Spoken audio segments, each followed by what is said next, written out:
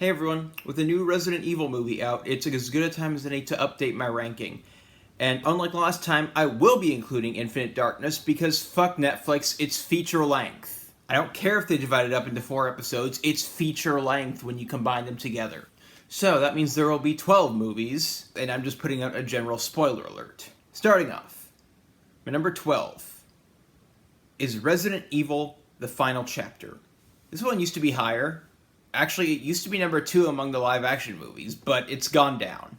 I still don't hate it, but it's among Paul W.S. Anderson's worst movies. This movie's still pretty fun, but it's also an incoherent mess that just outright retcons certain things from the previous movies. Apparently the novelization fixes some of that, but I haven't read it and I have no intention of doing so. The action is fine, the acting is decent, the CGI has improved marginally.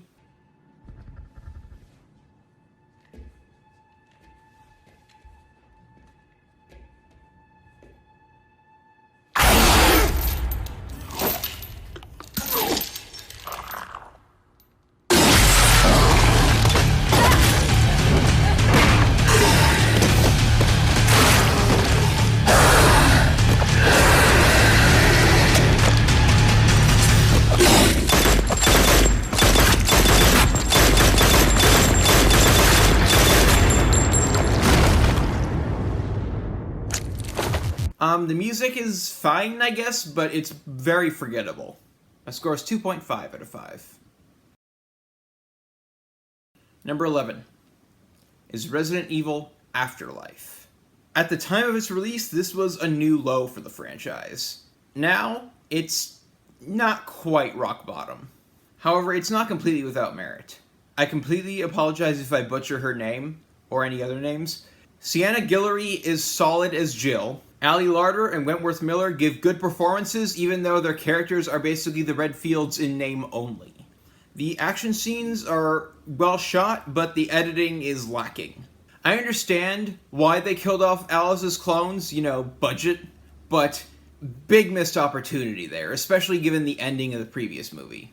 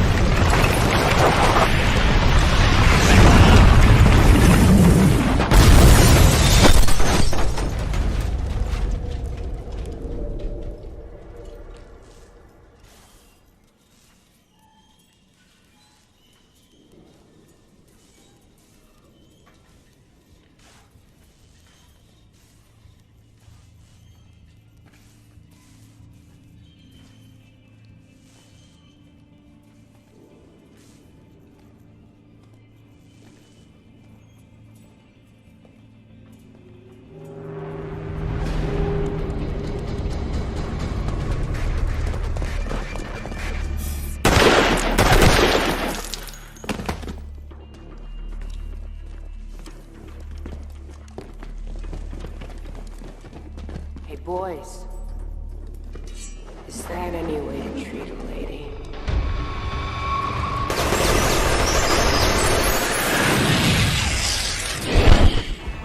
Overall, it's a lot of the same stuff with a little bit of new stuff sprinkled in. I just wish it had been more new stuff sprinkled in. My score is 2.5 out of 5. Number 10 is Resident Evil: Retribution. Now, out of the live-action movies, this is the one that I remember seeing trailers for. I don't really remember seeing trailers for the final chapter. Mostly I just remember seeing the poster and thinking the poster looked cool. But Retribution, I remember seeing the trailers for this one. I was like 13 or 14 at the time, and I thought it looked awesome, even though I'd never seen any of them before. This is a confident step up from Afterlife, but it's still not in good territory. Milla Jovovich is good as usual, and same goes for Sienna Guillory. Michelle Rodriguez is back, and I kinda wish they'd done more with her. Li Bingbing is also pretty good as Ada Wong.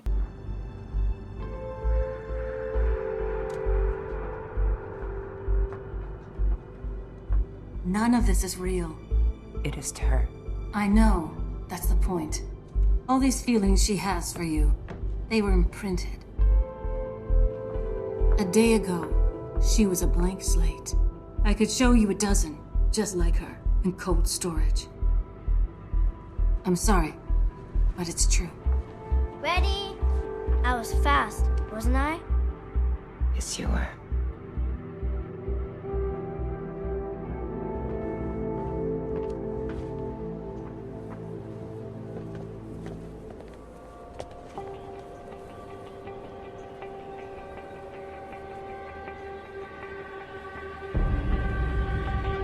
Kevin Durand was pretty great, but he was also pretty wasted, and I don't mean drunk. The action and the CGI are both a step up from Afterlife, so well done. And the liquors especially look pretty damn good. My score is 2.5 out of 5. Number 9 is Resident Evil Extinction. The plot is kind of lacking. The acting is good overall, nothing to write home about, but nothing awful. The action is good overall. I do like the desert aesthetic. That was a nice change from the last movie, which was mostly in the city. Because, like, the first movie was all down in the lab, second movie was in the city, and now we're out in the desert. So, I like that we're getting new locations each time. That's pretty cool. We get some attempts at characterization with the side characters. Not necessarily many successes, but there are attempts. For example, there's one guy who can take any canned food, and in this universe, there are no labels on any of these cans for some reason. I'm guessing to get around copyright stuff, or because they didn't have product placement deals or whatever. But anyway, he can take any can of food, hold it up to his ear and shake it, and tell you what's in it with like 100% accuracy. So he can literally go, dice. Ta-da!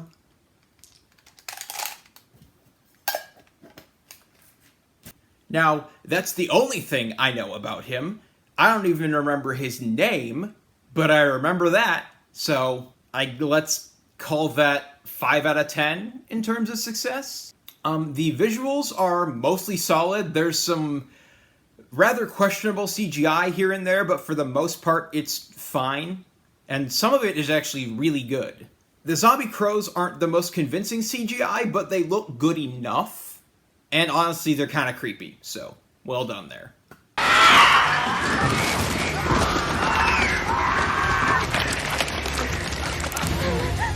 Go, go, go!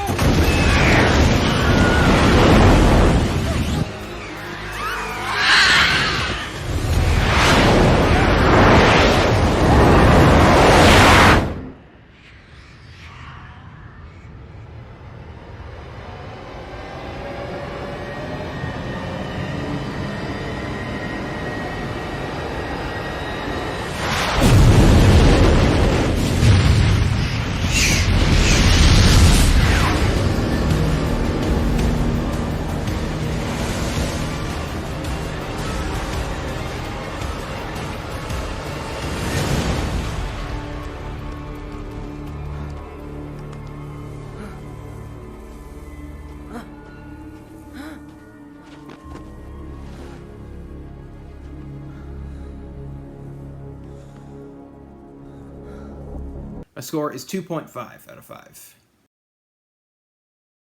Number 8 is Resident Evil Apocalypse. This one is definitely a step down from its predecessor. It doesn't really have a creative story, but it does have some pretty creative action sequences, so that's something, I guess. Alice vs. Nemesis was awesome.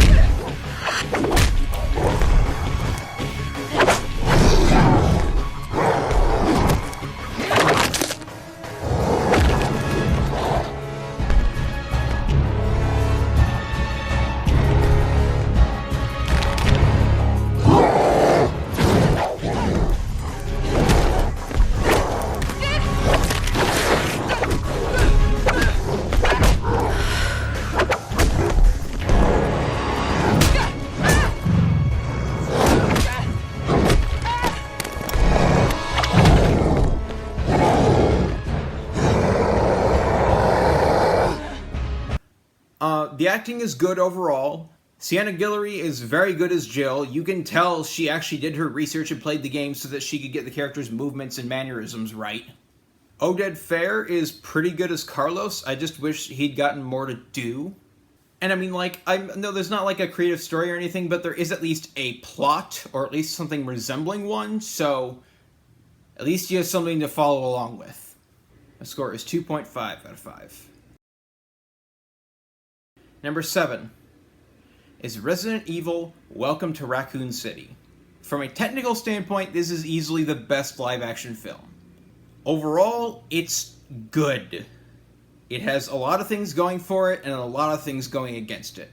The acting is solid, the writing is mediocre, but the characters are fun to watch and the action is pretty solid overall, aside from a couple questionable edits.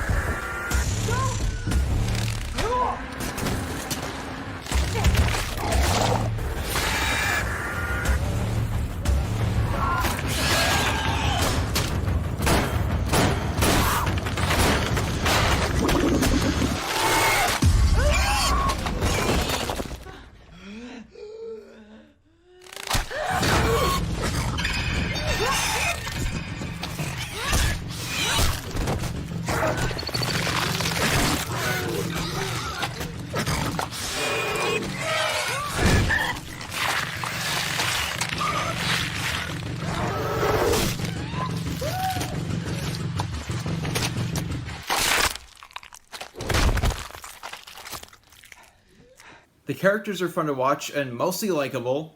Some of them even get some development. Imagine that. Most of the visual effects are on point, although there are some pretty questionable CGI. My one kind of big complaint is that Hannah John Kamen was really good as Jill, but she was the only one who didn't really have an arc or anything like that. She had the least to do, and since this movie is unlikely to get a sequel, that's probably all we'll ever see of her. I mean, like, she was pretty well fleshed out, but she didn't grow as a character. The others at least grew somewhat. Even if it wasn't much, it was something. She just didn't get anything like that. I mean, overall, this is a good movie, but, like, it's also kind of boring at times. It's, like, or not, maybe not boring, maybe, I don't know if that's the right word, but, like, it's not as exciting or thrilling as it's trying to be. The score is 3 out of 5. Number 6 is Resident Evil Infinite Darkness.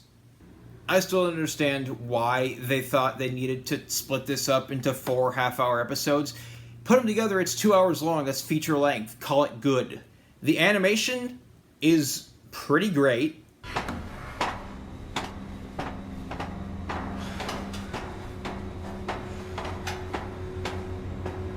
The voice acting is solid, the plot is good. Nothing to write home about, but it's better than what we've got in the previous movies in the ranking, so there's that. I like that we have Leon and Claire working together, although Claire does kind of feel wasted, like, especially as moving forward. Like, starting off, it's fine, but then, like, once we get towards episode 4, Claire kind of feels wasted. And because they split it into 4 episodes, the pacing is just awful. The action is good, the music is good.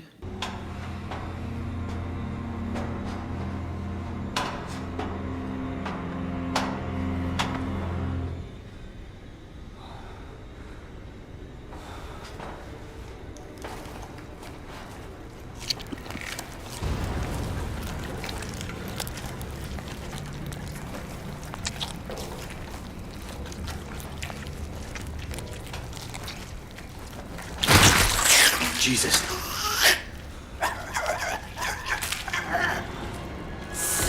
You gotta be shitting me.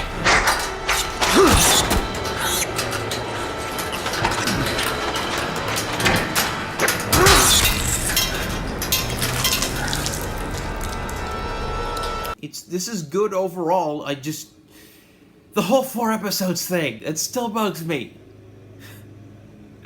Like, what was the point? I'll stop. A score is 3 out of 5. Number 5 is Resident Evil, the first movie. You know, after having seen all the live-action movies and looking back, this one kind of got a bad rep. I mean, it's not a masterpiece or anything, but it's easily the best of the live-action ones. The CGI is a mixed bag. Some of it holds up really well, some of it is very dated, and some of it is somewhere in between. Rule of cool is definitely in full effect for this movie. The laser hallway. From an actual, security standpoint, it would have made much more sense if they had started with the full grid of diagonal lasers instead of building up to that. However, it's also fun to watch the computer running the laser grid adapt and learn in order to better kill the humans that it is trying to kill.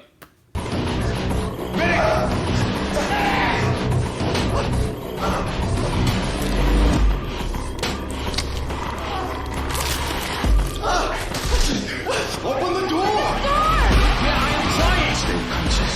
You're going into shock. Straight away! I am almost there! I'm coming back! Open the door! I'm trying! We're trying harder!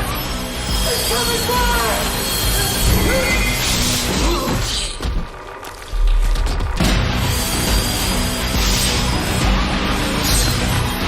God.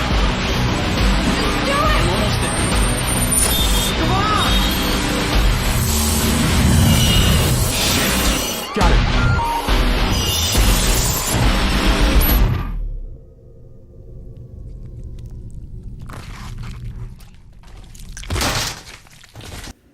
Camera work is on point, the editing is good, and I've only played the Resident Evil games a little bit, but this movie nails the fun, cheesy tone. It takes itself seriously, but not too seriously. The plot is also more coherent than Paul W. Sanderson's previous attempt at a video game adaptation, so that's something. The score is 3 out of 5. Number 4 is Resident Evil Degeneration. This is such a step up from any of the live-action stuff. There's some clunky exposition here and there, but aside from that, the writing is solid. The animation is very well done, the voice acting is solid, and the action is great.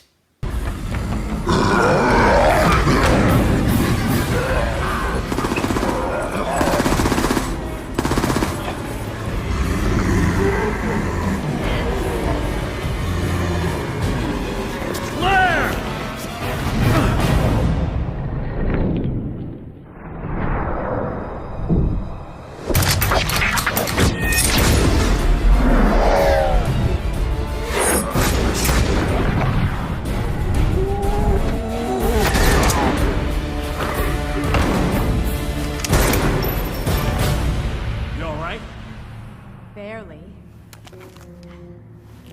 Ronnie, are you okay? One thing I found hilarious that I don't think it was meant to be hilarious was that Ronnie's aunt is only ever referred to as Auntie, not Aunt Mary or Aunt Joanne or whatever her name is, just Auntie. Like the other animated stuff, this isn't actually an adaptation of the games. It's in canon with them, which might be why it actually has a good, coherent plot. Imagine that. Or I imagine maybe because they have some of the same writers? I don't fucking know. Whatever. My score is 3 out of 5. Number 3 is Resident Evil Vendetta. This one is a small step down from Damnation, but the animation is a step up. The script is tight, the acting is solid, the action is mostly great, and the music is very good.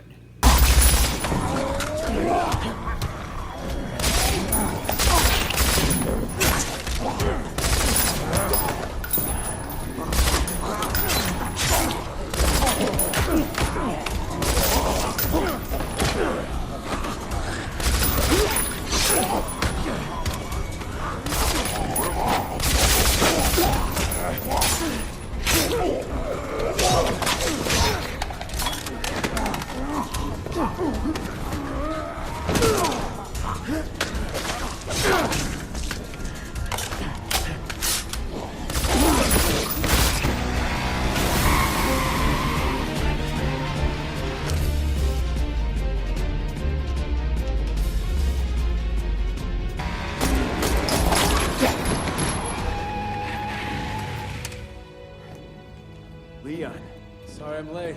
Gotta take the stairs. I do love that we finally got to see Leon and Chris teaming up in these animated movies. That was cool. Unfortunately, Rebecca Chambers kind of falls into the category of they wasted a perfectly good character. Kind of like Claire in Infinite Darkness. I mean, it's not 100%, she's not like full-on damsel in distress, but she gets dangerously close. So, yeah, a little more agency would have been appreciated. My score is 3.5 out of 5. Number 2 is Resident Evil Damnation. This one is an improvement on Degeneration in almost every way. The animation has improved, the writing is much better, and the acting is slightly better on the whole. The action is better, and there's more of it, which is nice. Who are you working for? The Russians? The Americans? I'll leave that to your imagination. Considering that you will never be leaving this country again, I would say it is in your best interest to stay on my good side. Very funny.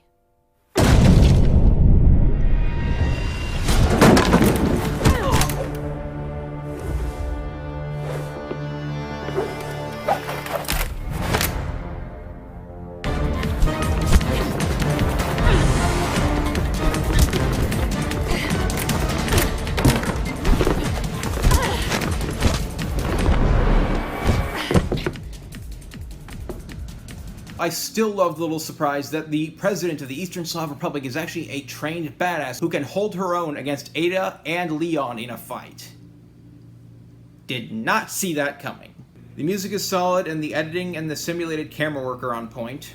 We actually get some memorable characters here outside of the mainstays, the protagonists. Like, we get some memorable secondary characters. JD and Buddy, the Eastern Slavic soldiers, have actual personality and depth, and you come to like them, and then you care when something bad happens to them. Matthew Mercer and Courtney Taylor are great as Leon and Ada, and honestly, the voice cast has no weak links. And someone clearly did their research into, like, Russian weapons and vehicles and all that, because based on my admittedly limited knowledge, they got pretty much everything right, like the tanks and other vehicles, the weapons they're using, the uniforms, which some of those things are details that a lot of other movies get wrong, so well done. I love the little detail of Leon actually loading tracer rounds into his magazine right before he blows up the gas tank.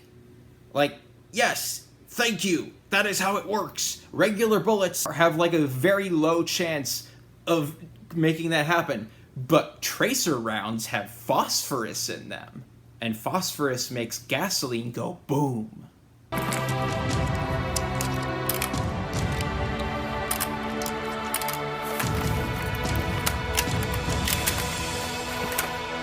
Nice work, pal.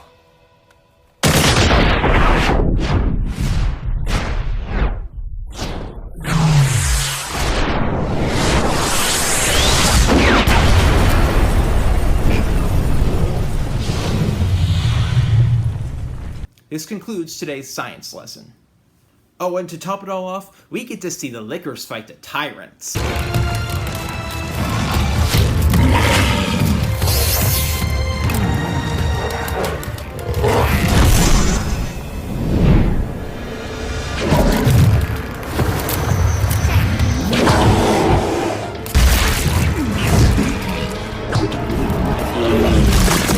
I haven't even played the games that much, but I had a little squee moment when that happened, because like I have seen enough and I've played enough to know that that's awesome. My score is 3.5 out of 5. Finally, my number 1 is Resident Evil Death Island. This one is the best of the animated Resident Evil movies. It's the best of all the movies, but it's the best of the animated ones for 2 reasons. First, it has the best animation. I mean, this shit is gorgeous. Even the stuff that's deliberately ugly still looks, well, not gorgeous, but like it looks the way it's supposed to look.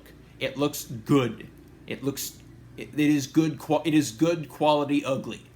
And second, none of the main characters feel underused or wasted. Like, everyone is coming together and everyone has agency and everyone has something to do.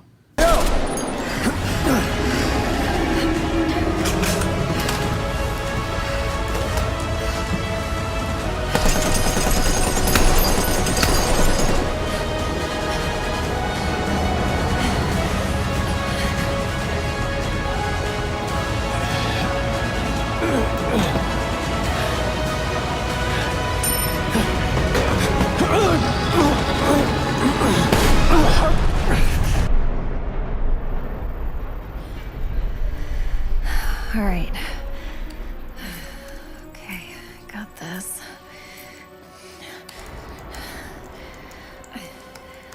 Okay. And we're in. Great. Let's stop those biodrones. Unfortunately, there were some missed opportunities for like characterization. Like the villain calls out like 4 of the heroes, like and recalls each of them out for like something that is like a legitimate criticism of them as a person. And then nothing much happens from that. I imagine it will be important going forward, either in the games or the movies, I'm not sure which. But, like, he calls them out, and then that's basically it. So, little wasted opportunity there. I do like the new direction they took the plot. I like that the villain is actually kind of sympathetic. You don't agree with him, you don't agree with his methods, but, like, you understand. The action is kick-ass, like, probably some of the best in the franchise. And from what I have been able to find, we get, like, probably one of the toughest monsters in any Resident Evil media. So, that was cool. My score is 3.5 out of 5. Hey everyone! What's your ranking? Let me know down in the comments. Like and subscribe and all that. If you don't like the video, tell me why. And then subscribe anyway. You'll be notified when I upload a new video, and then watch that and tell me why that one sucks. Or maybe tell me if I've improved, whatever the case may be. I have a Patreon. I've been uploading exclusive content there for a few weeks now. So far, it's just been me reacting to my old tribute videos. However, I have a couple of other things that I'm planning on doing. I'm not going to spoil them. Well, actually, no. One of them is I'm going to be reacting to some of my old short films, most of which are from, like, my film classes in college. And then there's another thing that will probably be coming first that I'm going to keep a surprise. But let's just say it's been a long time coming. So, that's all for now. Stay safe in these crazy times.